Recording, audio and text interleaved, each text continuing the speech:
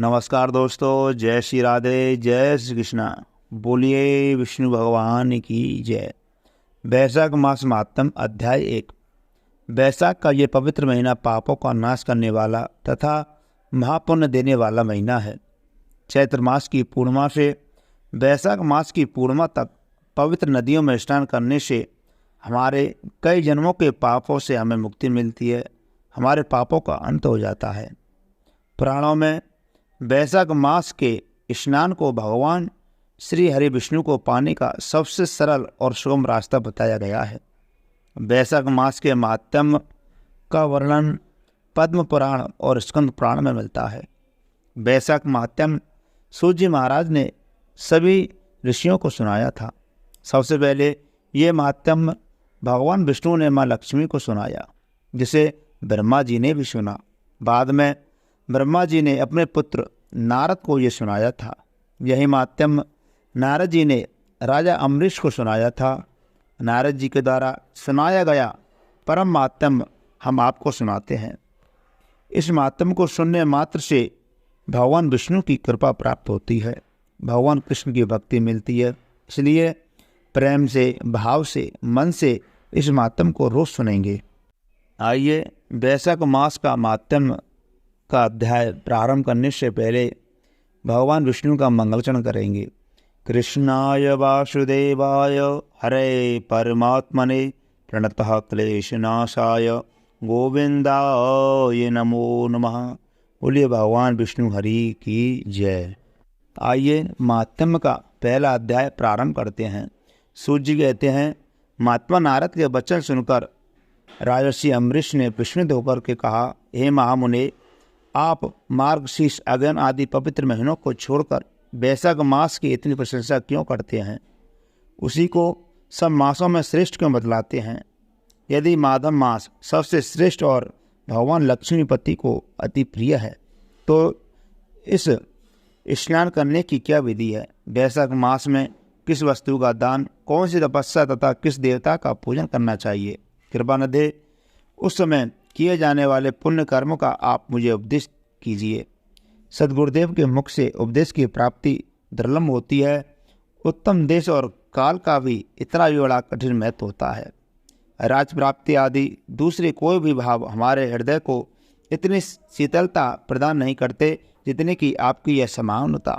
नारद जी ने कहा, राजन सुनो, मैं संसार के हित के लिए तुमसे माधव मास या वैशाख मास की विधि का वर्णन करता हूँ। जैसा कि पूर्व काल में ब्रह्मा जी ने बताया था, पहले तो जीव का भारतवर्ष में जन्म होना ही दुर्लभ है। उससे भी अधिक दुर्लभ है जहाँ मनुष्य की योनि में जन्म। मनुष्य होने पर भी अपने अपने धर्म के पालन में प्रवृत्ति होना और भी अधिक है, कठिन है। उससे भी अत्यंत दुर्लभ है भगवान वासुदेव में भक्ति, और उनके होने पर भी माधव मास में स्नान आदि का सुयोग मिलना तो और भी कठिन है। माधव मास लक्ष्मीपति को अधिक प्रिय है। माधव यानी वैशाख मास को पाकर जो विधि पूर्वक स्नान, दान तथा जप आदि का अनुष्ठान करते हैं, वे ही मनुष्य धन्य एवं कृतकृत्य हैं। उनके दर्शन मात्र से पापियों के भी पाप दूर हो जाते हैं और वे भगवत भाव से भावित होकर धर्माचरण के अभिलाषी बन जाते हैं। वैशाख मास के जो एकादशी से लेकर पूर्णिमा तक अंतिम जो 5 दिन हैं, वह समूचे महीने के समान महत्व रखते हैं। राजन, जिन लोगों ने वैशाख मास में भली भांति के उपचारों द्वारा मधु दैत्य के मारने वाले भगवान लक्ष्मीपति का पूजन कर लिया, उन्होंने अपने जन्मों का फल पा लिया। भला कौन सी ऐसी दुर्लभ वस्तु है जो वैशाख के स्नान तथा विधि पूर्वक भगवान के पूजन से प्राप्त नहीं होती? जिन्होंने दान, होम, जप, तीर्थ में प्राण त्याग तथा संपूर्ण पापों का नाश करने वाले भगवान श्री नारायण का ध्यान नहीं किया, वे मनुष्य का जन्म इस धरती पर व्यर्थ ही समझना चाहिए। जो धन के रहते हुए भी कंजूसी करता है, दान आदि किए बिना मर जाता है, उसका धन व्यर्थ होता है। राजन, उत्तम कुल में जन्म, अच्छी मृत्यु, श्रेष्ठ भोग, सुख सदा दान करने से अधिक प्रसन्नता, उदारता तथा उत्तम धैर्य, ये सब भगवान विष्णु की कृपा से प्राप्त होते हैं। भगवान नारायण के अनुग्रह से ही मनोवांछित सिद्धियां मिलती हैं। जो कार्तिक माघ में माघ में माधव को अधिक प्रिय लगने वाले वैशाख मास में स्नान करके मधुहंता लक्ष्मीपति दामोदर की विशेष विधि के साथ भक्तिपूर्वक पूजा करता है और अपनी शक्ति के अनुसार दान करता है, वह मनुष्य इस लोक का सुख भोग कर अंत में श्री हरि के पद को प्राप्त होता है। राजन, जैसे सूर्योदय होने पर अंधकार नष्ट हो जाता है, उसी प्रकार वैशाख मास में प्रातःकाल स्नान करने से अनेक जन्मों की उपार्जित पाप राशि नष्ट हो जाती है। यह बात ब्रह्मा जी ने मुझे बताई थी। भगवान श्री विष्णु ने माधव मास की महिमा का विशेष प्रचार किया है। अतः इस महीने के आने पर मनुष्यों को पवित्र करने वाले पुण्य जल से परिपूर्ण गंगा तीर्थ, नर्मदा तीर्थ, यमुना आदि सरस्वती नदियों में सूर्योदय से पहले स्नान करके भगवान लक्ष्मी नारायण की पूजा करनी चाहिए। इससे तपस्या का फल भोगने के पश्चात अक्षय स्वर्ग की प्राप्ति होती है। भगवान श्रीमान नारायण अनामय रोग व्याधि से रहित हैं। उन गोविंद देव की आराधना करके तुम भगवान का पद प्राप्त कर लोगे।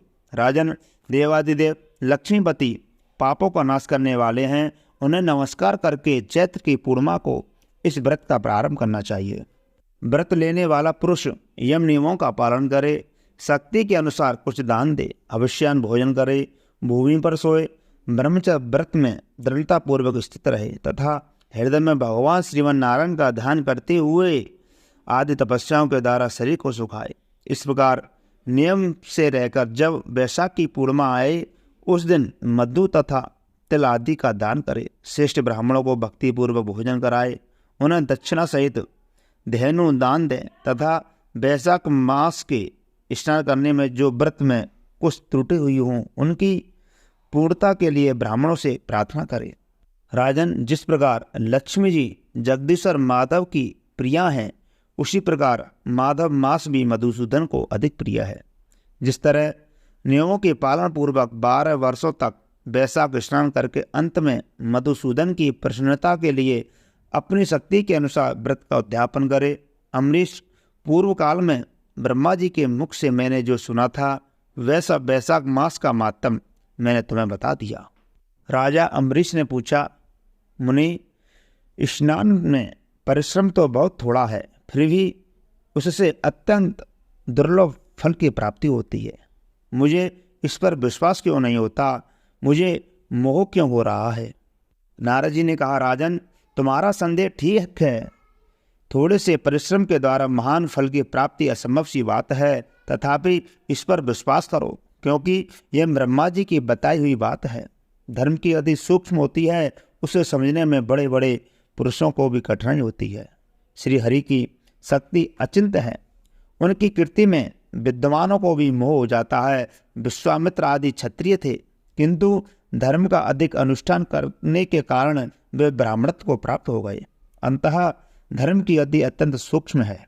राजन, तुमने सुना होगा अजामिल अपनी धर्म पत्नी का परित्याग करके सदा पाप के मार्ग पर चलता था, तथापि मृत्यु के समय उसने केवल पुत्र के स्नेहवश नारायण कहकर पुकारा। पुत्र का चिंतन करके नारायण का नाम लिया, किंतु उतने से ही उसको अत्यंत दुर्लभ पद की प्राप्ति हुई। जैसे अनिच्छा पूर्वक भी यदि आग का स्पर्श किया जाए तो वह शरीर को जलाती ही है, उसी प्रकार किसी दूसरे निमित्त से भी श्री गोविंद का नाम उच्चारण किया जाए तो वह पाप राशि को भस्म कर डालती है। जीव विचित्र है, जीवों की भावनाएं विचित्र हैं, कर्म विचित्र है तथा कर्मों की शक्तियां भी विचित्र हैं। शास्त्र में महान फल बताया गया हो वह कर्म महान है, फिर वह अल्प परिश्रम साध्य हो या अधिक परिश्रम साध्य। छोटी सी वस्तु से बड़ी वस्तु का नाश होता देखा जाता है। जरा सी चिंगारी से बोझ के बोझ तिनके स्वाह हो जाते हैं। जो कृष्ण के भक्त हैं उनके अनजाने में किए गए हजारों हत्याओं से युक्त भयंकर पातक तथा चोरी आदि पाप भी नष्ट हो जाते हैं। राजन, जिसके हृदय में भगवान विष्णु की भक्ति है वह विद्वान पुरुष यदि थोड़ा सा पुण्य कर्म करता है तो वह अक्षय फल देने वाला होता है। अतः माधव मास में माधव की भक्ति पूर्वक आराधना करके मनुष्य अपनी मनोवांछित कामनाओं को प्राप्त कर लेता है। इस विषय में संदेह करना नहीं चाहिए।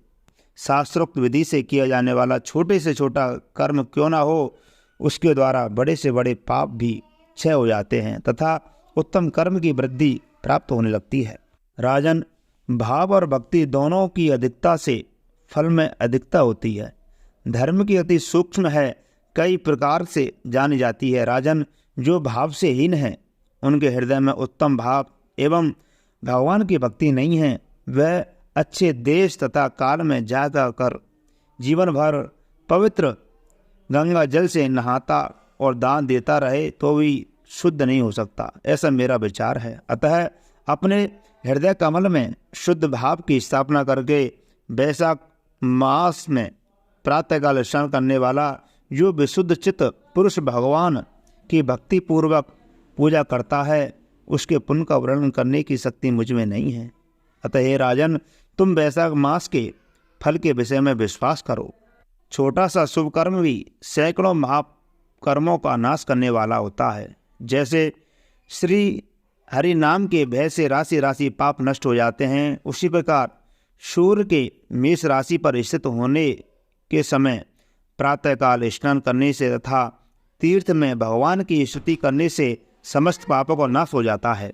जिस प्रकार गरुड़ के तेज से सांप भाग जाते हैं, उसी प्रकार प्रातःकाल वैशाख स्नान करने से पाप पलायन कर जाते हैं। यह निश्चित बात है।